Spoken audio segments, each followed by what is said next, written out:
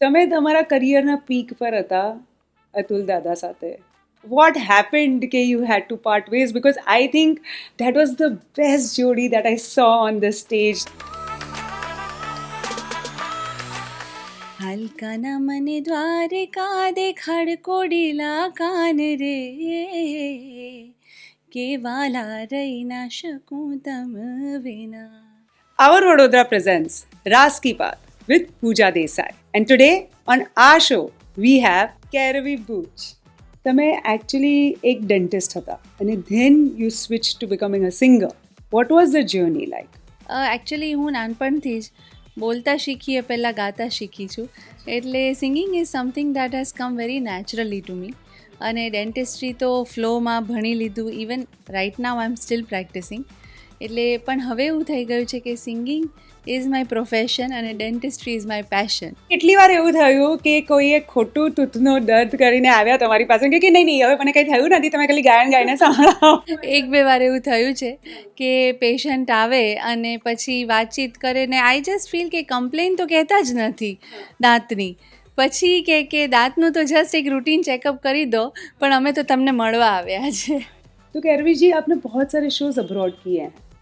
What is the difference that you see audience उधर की और इधर की? વેરી સિમિલર, કારણ કે અહીંયાથી જે ગયેલા લોકો ત્યાં છે એ લોકો રાહ જોઈને બેઠા છે કે ક્યારે આપણા ગરબા આવે, આપણું સંગીત આવે, આપણા માણસો આવે. એટલે એક્ઝેક્ટ સેમ જ છે.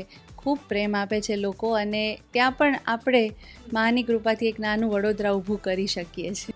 Majority of male garba singers તમે જોશો અને જે લેવલ સુધી પહોંચ્યા છે, how difficult it is to be a female, solo female સિંગરે એનું નામ ક્રિએટ કરવાનું આ મેલ ડોમિનેટેડ સ્પેસમાં. ફોર્ચ્યુનેટલી ગુજરાતમાં બધા લોકો એટલું રિસ્પેક્ટ આપે છે કે સો far the journey has been very good. You are in the higher position. તો આપણે તમને કહે કે ના તમારે તો કેરવીબેન આ જ ગાવાનું છે, આ જ ઓડિયન્સને ફાવશે. અને you know, have they ever tried to compromise on your art? જ્યાં ક્રિએટિવ માણસો ભેગા થાય તો ડિફરન્સ ઓફ ઓપિનિયન તો રહેવાના જ છે. તો કોઈ વાર એમનું, કોઈ વાર અમારું, એવું બધું ચાલતું હોય છે.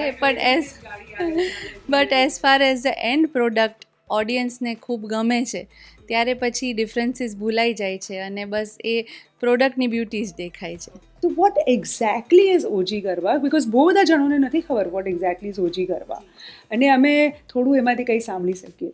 ટ્રેડિશનલ ગરબા, ઓથેન્ટિક ગરબા, આપણા વડોદરાના ગરબા કે જેમાં તબલા ઢોલક જેવા પ્યોર દેશી ઇન્સ્ટ્રુમેન્ટ્સ છે, કોઈ વેસ્ટર્ન બીટ નથી.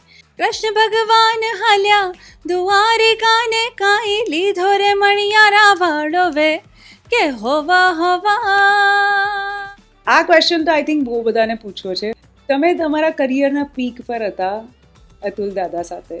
વોટ હેપન્ડ કે you had to part ways? Because I think that was the best જોડી that I saw on the stage. તમારો સુર, એમનું you know unbeatable beats matching, it was great. પણ એવું શું થયું કે you had to part ways?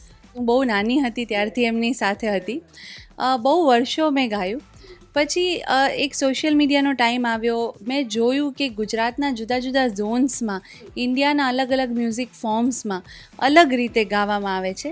સો હું 2-3 વર્ષથી એમને કહેતી જ હતી કે મને એ પણ એક્સપ્લોર કરવું છે. આપણે મારું રિપ્લેસમેન્ટ જલ્દી શોધીએ. પણ એ મળતા 2-3 વર્ષ થયા અને એમના આશીર્વાદથી જ I started my own journey. અને ટિલ ટુડે મારી કોઈ પણ મેજર ફોરેન ટૂર હોય કે નવરાત્રિ હોય તો હું એમના આશીર્વાદ અચૂક લઉં છું. અને અત્યાર સુધી જે